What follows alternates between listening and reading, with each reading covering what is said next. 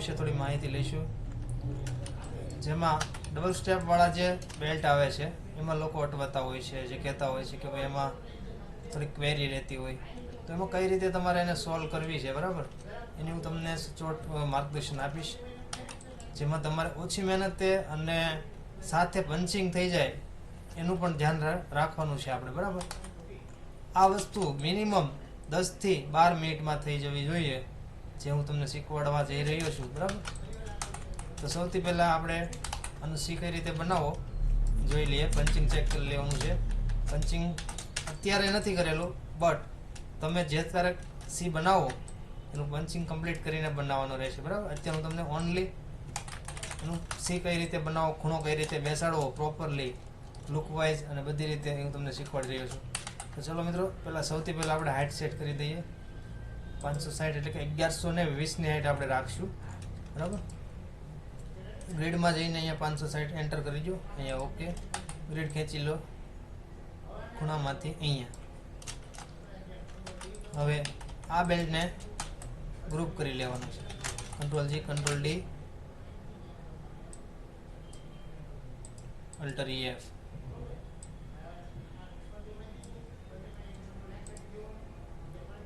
એકવાર પલટી મારીશું X થી, બરાબર.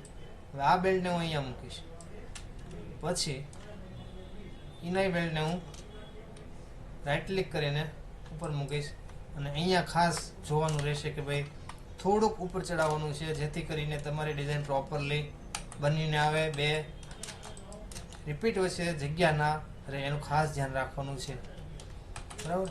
હવે તમારો બેસ્ટ ખૂણો અહીંયા મળે એ રીતે પહેલાં ટ્રાય અહીંયા કરવાની છે, અને અહીંયા જોઈ લો કોઈ આખો ફિગર આવે છે, કપાતો નથી, એનું બી ધ્યાન રાખવાનું છે આપણે.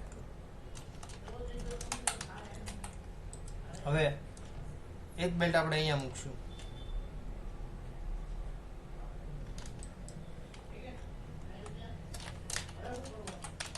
હવે જોવાનું છે એક વેક્ટર મૂકીને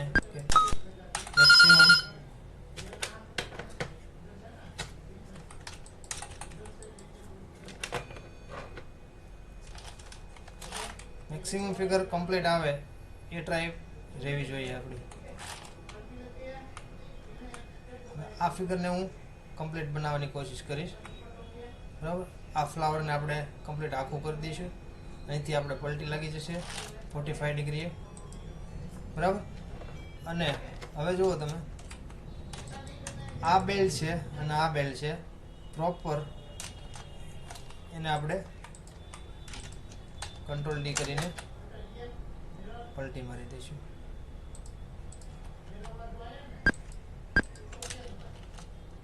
બરાબર.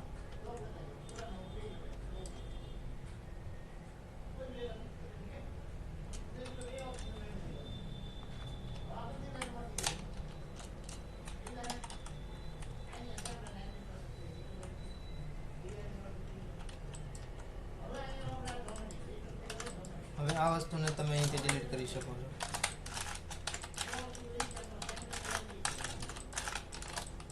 આ રીતે રિશેપ કરીને H દબાવીને કાપવાનું છે, બરાબર. ક્રોપ પહેલાથી નથી કરવાનું, ડિવાઈડ ટૂલ્સથી નથી કરવાનું. હવે આ ફ્લાવર છે, બરાબર. મારે એને એ રીતે સેટ કરવાનું છે જેથી કરીને પલટી મારો ત્યારે એનો લુક બહેતર રહે, વિખાય નહીં. તમે આ રીતે કરી શકો છો. સેન્ટરમાં ફ્લાવર મૂકી દેવાનું છે, આ બાજુ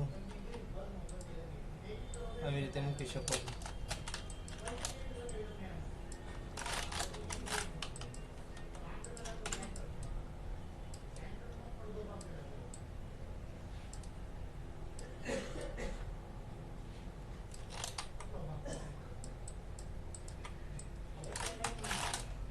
આ રીતે બહુ વધારે પણ એડ નથી કરવાનું.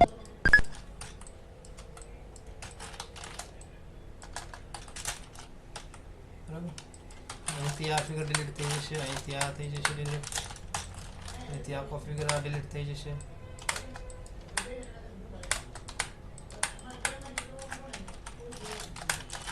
અહીંથી આપણે રિશેપ કરીને ડિલીટ કરશું. ખાસ ક્રોપ નથી કરવાનું, જેથી કરીને તમારું જે કાંઈ પંચિંગ છે, બરાબર, એ ડિલીટ ના થઈ જાય, એ વિખાઈ ના જાય, એનું ખાસ ધ્યાન રાખવાનું. તો જ તમે મિનિમમ ટાઈમમાં સીનું વિથ પંચિંગ કરી શકશો, સી સાથે પંચિંગ કરી શકશો.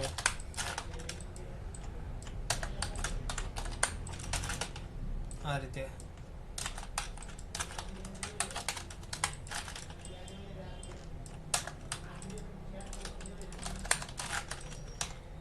અહીંયા આરામથી ફિગરની મૂવમેન્ટ વગર ડિલીટ કરવાનું છે, જેથી કરીને તમારે આ વસ્તુ એઝ ઇટ ઇઝ રહે, શેપમાં કોઈ ફેરફાર ના થાય. એની ખાસ ધ્યાન રાખવાનું છે તમારે.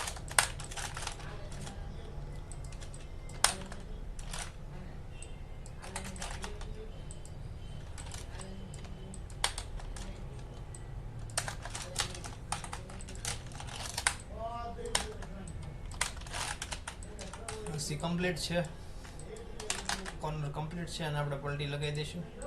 અલ્ટર EF કરીને 45 ડિગ્રી એક્ઝેક્ટ આની ઉપર. હવે જો અહીંયા ગેપિંગ આવે છે, બરાબર. ફ્લાવરમાં બી થોડું ઘણું ગેપિંગ આવે છે, તો આપણે થોડું ઘણું પહેલેથી સેટ કરીશું અને બાદમાં પલટી લગાવીશું. આ રીતે અહીંયા થોડુંક આપણે અંદર તરફ લઈ લઈશું, જેથી કરીને ઉપર ચડવાનો પ્રશ્ન ન આવે. Control D, alter EF, exit. Okay. તમે જે ખાલી જગ્યા પડે છે, બરાબર, એટલે તમે તમારા માઇન્ડથી આજુબાજુમાં જે કંઈ ફિગરો છે એને ધ્યાનમાં લઈને તમે એવા ફિગરો મૂકીને એને સેટ કરી શકો છો, જેથી કરીને કોઈ ખાલી જગ્યા આવે છે, પેકિંગના ભાગમાં જે સાડી બને છે, જે સેલિંગ થતી હોય છે, ત્યારે લુક એનો દેખાય નહીં અને સારો રહે, બરાબર. આવી કન્ડિશનમાં તમે મેન્યુઅલી સેટ કરી શકો છો આ રીતે. આ વેક્ટરનું કામ કમ્પ્લીટ થઈ ગયું છે, આપણે એને ડિલીટ લગાવી દઈશું અને ગ્રુપ કરી લઈશું.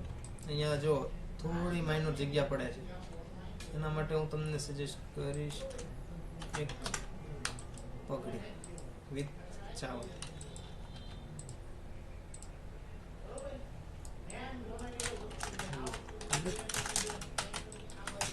આ વસ્તુને કંટ્રોલ D કરીને ઉપર પલટી લગાવીશ.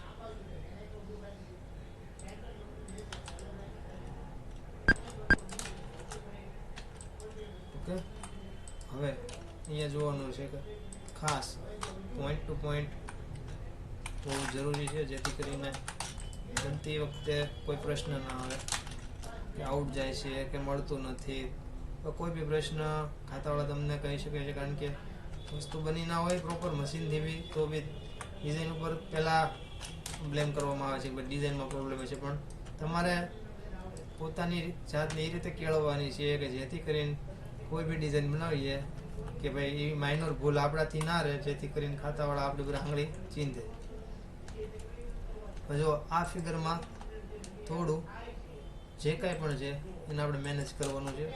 હાઇટમાં 1120થી લઈને 1130 સુધી તમે કરી શકો છો. તો હાઇટમાં થોડોક પ્લસ જઈશ, બરાબર. હવે જોઈશું હાઇટ કેટલી આવે છે. 1133 ચાલશે, બરાબર. ઝાડને થોડીક ઉપર લઈ લેવાની રહેશે. એ રીતે અહીંથી આ ફિગરને આપણે કલર ચેન્જ કરશું, જેથી કરીને અટવાવામાં ના આવે.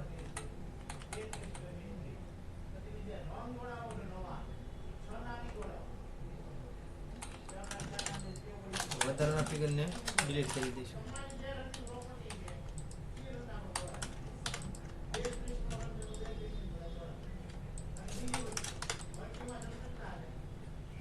અને હું આ રીતે રિસેપ કરીને મૂકી શકું, બરાબર. આ બધા ફિગરને એઝ ઇટ ઇઝ મૂકવાના છે. આ રીતે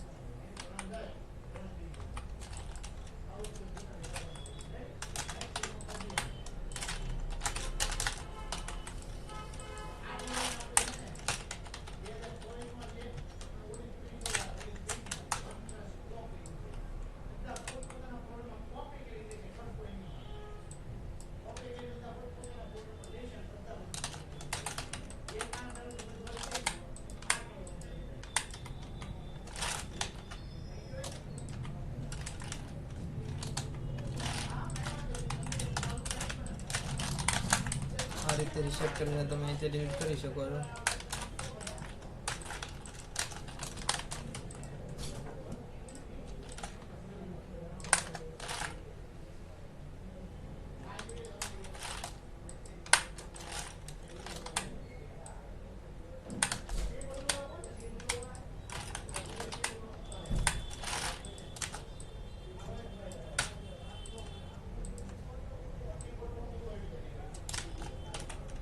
બરાબર, આ રીતે તમે કોઈ બી ફિગરને સેટ કરી શકો. થોડું બહુ ઘણું જે કંઈ દબાવવામાં આવે છે, બરાબર, એનો કોઈ ઇસ્યુ નથી આવતો. સી તમારો કમ્પ્લીટ છે એકદમ પરફેક્ટલી.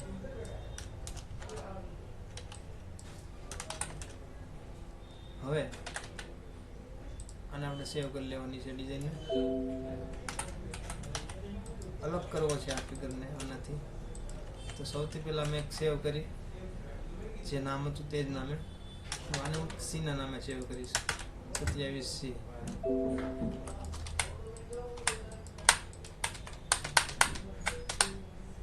Ctrl+S. 27 નામની ફાઇલ હતી જેને મેં ઓપન કરી છે. એમાં હું ઓનલી પલ્લુ રાખીશ. સી તો થઈ ગયો છે જાણે તેવો. આને ડિલીટ કરીશ અને સેવ એઝ કરીશ. Alt F થી સેવ એઝ થશે. 27P સેવ. આ બધું ડિલીટ કરીને 40% કટમાં જશે હિસ્સો. એટલે આ વસ્તુને હું આ રીતે ડિલીટ કરી દઈશ.